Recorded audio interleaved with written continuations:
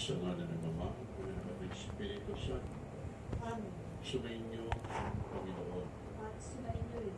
Mga kapatid, aminin natin ang ating nagawang kasalanan upang tayo maging marapat gumanap sa banal na pagdiriwang.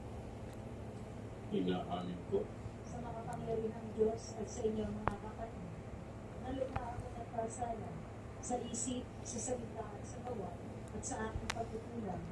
Kaya sinasabi ko po sa mga naging sa lahat ng makaangyal at mga banal, at sa inyo mga kapatid, na ako'y panalangin sa Panginoon ating Diyos. Pawang tayo ng makapangyarihang Diyos, patawarin tayo sa ating mga kasalanan at patuloyin tayo sa buhay ng walang hanggan. Amen. Panginoon, aawaan ka. Panginoon, kaawaan kami. Kristo, aawaan ka. Kristo, kaawaan kami. Panginoon, aawaan ka. Panginoon, kaawaan kami. Manalangin tayo. Ama namin ang kapangyarihan, sa iyo nagmumula ang kanang kaputihan.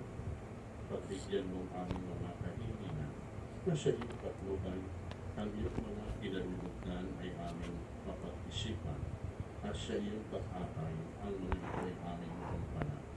Sa pamamagitan ng Kristo, kasama ng Espiritu Santo, magpasawa ng mga